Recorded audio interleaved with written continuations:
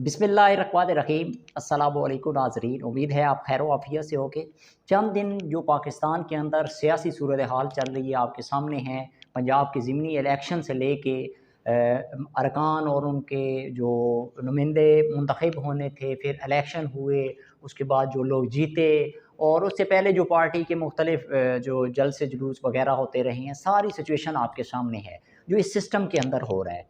ये अब बात समझने की ये है कि ये जो सारा कुछ हो चुका, अब उसके बाद वो पार्टी एक जीत गई, उसको 15 जो है सीटें मिलीं।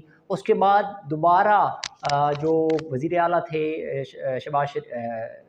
हमज़ा शहबाज, वो डिस्क्वालीफाइड हो गए। अब उसकी तरफ से दोबारा जो पीटीआई की तरफ से है वो दोबारा री इलेक्शन करवाए गए और आज आपके सामने है। और 2 दिन से जो कुछ चल रहा है कि उनके अरकान को पैसे की ऑफ़र हुई, लाखों करोड़ों अरबों रुपए की ऑफ़र हुई और एक शख्स जो कराची से यहाँ आया हुआ है और पाकिस्तान की सियासत में जिसका किरदार आपके सामने है। 2 ही ख़ानदान हैं जिन्होंने इस मुल्क की सियासत पे हुक्मरानी की और हुकूमत की, और आपके सामने है कैसा कल्चर, कैसा सिस्टम, कैसा निज़ाम बनाया। आप ज़रा अंदाज़ा लगाएं इससे ज़्यादा और क्या अयां हो ये निज़ाम। मैं हैरान हूँ, इदारे और पार्टीज़ और लोग ये बात क्यों नहीं समझ रहे और इस बात को क्यों नहीं एक्सेप्ट कर रहे कि ये निज़ाम ही इस सारी ख़राबियों की जड़ है। अभी जो इलेक्शन हुआ आपके सामने है, वाज़ेह बढ़तरी हासिल है। 186 उनके पास जो है वो वोट हैं और दूसरी तरफ जो वोट हैं वो 179 है।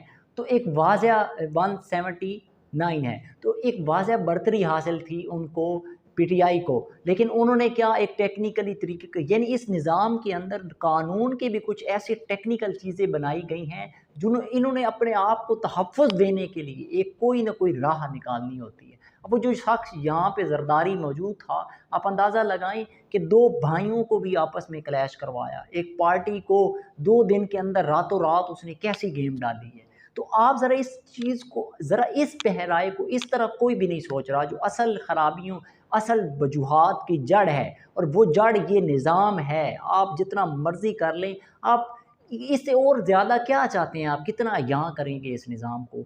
सारी जड़, बुराइयों की जड़ असल ये निज़ाम है। जब तक ये निज़ाम नहीं बदलेगा, ये फरसूदा करप्ट अवाम दुश्मन निज़ाम जिस पे अवाम के मैंडेट को पाँव तले रौंदा जाता है, बोलियाँ लगाई जाती हैं, घोड़ों खच्चरों की तरह ख़रीदे जाते हैं वो लोग, उनके ज़मीर ख़रीदे जाते हैं। किसी मुहज़्ज़ब मुल्क में ऐसा हो सकता है?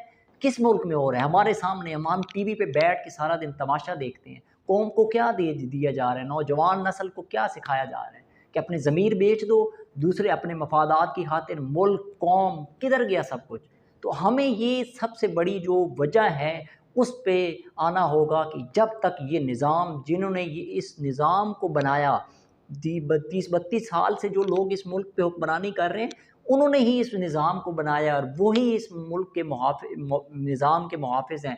वो कभी नहीं चाहते कि कोई ईमानदार, कोई पढ़ा अच्छा लिखा, इस मुहिब्बे वतन कोई बंदा आगे आए, इस मुल्क का इक़्तिदार संभाले, इनको उठा के बाहर फेंक के। ऐसा हो ही नहीं सकता और ऐसा हो ही नहीं रहा। आपके सामने जो सूरत हाल बन रही है, तो इसलिए मैं कहता हूँ कि इस सब जमातों को, सब मुस्बत सोच रखने वाले मुहिब्बे वतन लोगों को इकट्ठा होना होगा और इस निज़ाम को उठा के फेंकना होगा, तभी जाके पाकिस्तान के तमाम मसाइल का हल हो सकता है। बहुत शुक्रिया, थैंक यू सो मच।